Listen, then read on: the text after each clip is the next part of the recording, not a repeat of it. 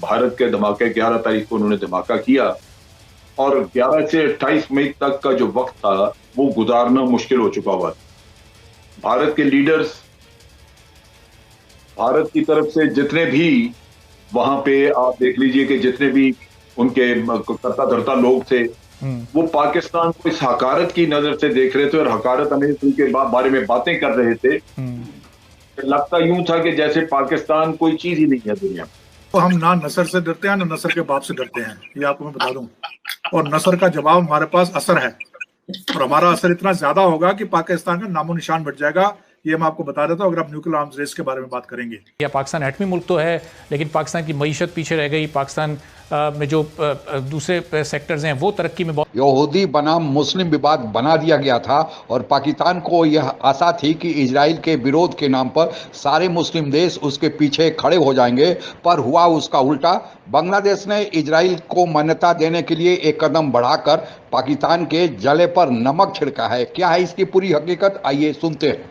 तकबीर पाकिस्तान की तारीख का एक अहम दिन, जब भारत की जानिब से एटमी धमाकों के जवाब में 28 मई 1998 को, यानी आज से 23 साल पहले, पाकिस्तान ने सूबा बलूचिस्तान के जिला चागी के मकाम पर 5 कामयाब एटमी धमाके किए, जिसके बाद 28 मई यौम तकबीर के तौर पर मनाया जाता है। और 11 मई 1998 को भारत ने राजस्थान के सहरा पोखरान में 5 एटमी धमाके करके खित्ते में अमन के तवाज़ुन को बिगाड़ दिया। इसके कई दिन बाद तक पाकिस्तान की तरफ से जब कोई जवाब ना आया तो आलमी सतह पर यह तासुर जन्म लेने लगा कि पाकिस्तान के पास शायद आइटम बम है ही नहीं।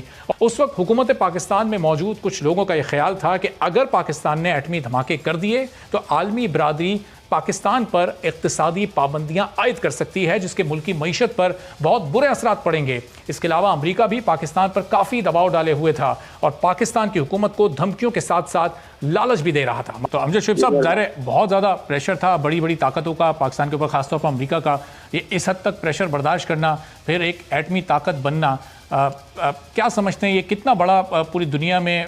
ज़ाहिर पाकिस्तान उन चंद मुमताज़ ममालिक में शामिल हो गया जिनके पास ये एटमी क़ुव्वत मौजूद है। तो अब पाकिस्तान का दिफा इससे ज़ाहिर नाकाबिल तस्खीर हो गया। कितना ज़रूरी होता है कि ये एटम बम आपके पास मौजूद हो ताकि आप किसी भी जंग के ख़तरे का सामना करने के लिए हर वक्त तैयार रहें और उस जंग को रोके जाने में आपका किरदार हो। ज़ाहिर है जब एटम बम जिन मुल्कों के पास होता है तो वह आमतौर पर जंगें नहीं लड़ा करते। देखिए, जिनके पास नहीं है ये दुख वही बता सकते हैं, लेकिन जिनके पास होता है वो ब्लैकमेल करने पे उतर आते हैं। जो अभी डॉक्टर साहब जैसे बता रहे थे, 11-12 मई के भारत के धमाके 11 तारीख को उन्होंने धमाका किया और 11 से 28 मई तक का जो वक्त था वो गुजारना मुश्किल हो चुका हुआ था। भारत के लीडर्स, भारत की तरफ से जितने भी वहां पे आप देख लीजिए कि जितने भी उनके करता धरता लोग थे, वो पाकिस्तान को इस हकारत की नजर से देख रहे थे और हकारत अमेरिका के बारे में बातें कर रहे थे। लगता यूं था कि जैसे पाकिस्तान कोई चीज ही नहीं है दुनिया में।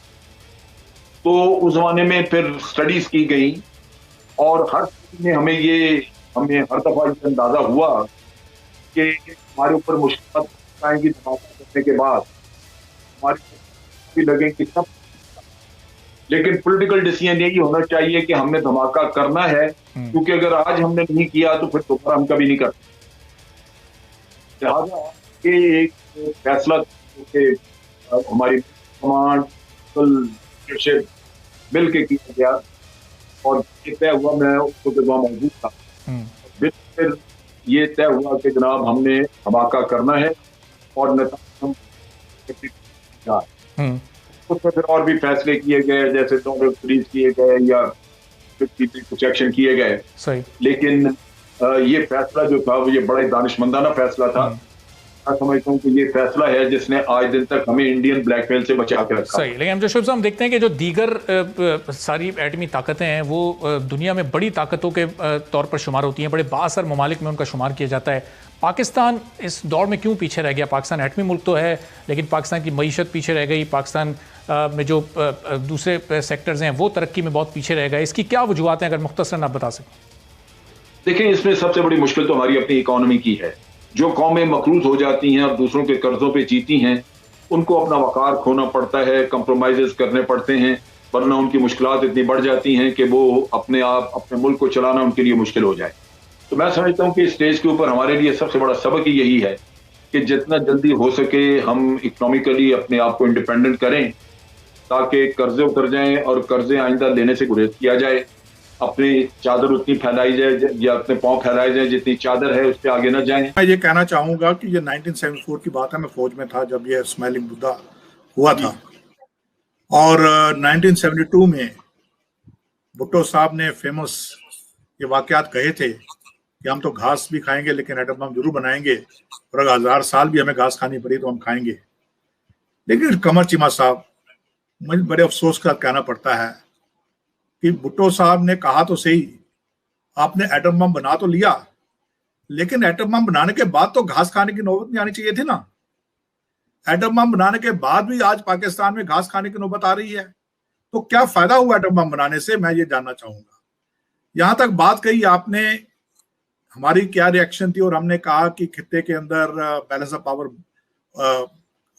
टिल्ट हो गया है और भारत एक बहुत बड़ी सुपर पावर बन गया है। देखिए, हमारा न्यूक्लियर प्रोग्राम जो था, it started as a peaceful nuclear programme, smiling Buddha, लेकिन कहीं ना कहीं पे there was a hidden message, क्योंकि पाकिस्तान काफी गुस्ताखी कर रहा था। किस प्रकार आपके साइंटिस्ट लगे हुए थे डिजाइन चोरी करने के और मटेरियल चोरी करने के, जो सब पेपर्स में आज मीडिया में काफी हाईलाइट हो चुका था। तो इसलिए भारत ने कहीं ना कहीं एक मैसेज दे दिया कि आप ये मत सोचें कि आप ही न्यूक्लियर पावर हासिल कर सकते हैं। तो हमने पीसफुल एक्सप्लोजन किया, it was meant purely peaceful, पर कहीं ना कहीं उसमें मैसेजिंग थी, and I am very sure that messaging got through the right quarters. थल सेना और वायुसेना पहले से ही हारून और सर्चर 2 ड्रोन का प्रयोग कर रहे थे, पर यह हारून टीपी ड्रोन उन सबसे उन्नत किस्म का है और कहा जा रहा है कि यह विश्व का सर्वश्रेष्ठतम ड्रोन में से एक है। इसकी लंबाई 14 मीटर यानी फाइटर जेट के बराबर है और इसका प्रयोग किसी भी मौसम में हो सकता है। यह एक बार में 1000 किलोमीटर तक उड़ान भर सकता है और 24 घंटे तक उड़ान भरने की इसमें क्षमता है। यह भी बताते चले कि अभी इसका प्रयोग सर्विलेंस के लिए यानी निरीक्षण के लिए, दुश्मन के एरिया में इस सर्विलेंस के लिए इसका उपयोग होगा, लेकिन इसमें यह क्षमता है या इसमें ऐसी तकनीकी दी गई है कि इसका आवश्यकता पड़ने पर इससे हथियार भी ले जा सकते हैं और इसके साथ एक बार में 2700 किलोग्राम तक का गोला बारूद इससे लाया जा सकता है और इससे दुश्मन के ठिकाने को हिट किया जा सकता है। भारतीय नेवी भी अमेरिका में बनाए गए ड्रोन का पिछले साल से प्रयोग करना शुरू कर दिया है। भारत सरकार ने इजराइल के साथ जो रक्षा समझौता किया है उसके अंतर्गत न केवल टीपी ड्रोन ही भारत को मिलेंगे, बल्कि भारत में पहले से मौजूद जो 90 ड्रोन है हारून, उसका भी अपग्रेडेशन होगा और उसको भी हारून टीपी ड्रोन के बराबर बनाने की प्रक्रिया चल रही है। और यह जरूरी है, जब भारत के सामने चीन और पाकिस्तान 2 फ्रंट वार यानी 2 दुश्मन एक साथ तैयार हों, तो ऐसा करना जरूरी हो जाता है। और हमको अपने सेना पर गर्व है। आज के लिए बस इतना ही।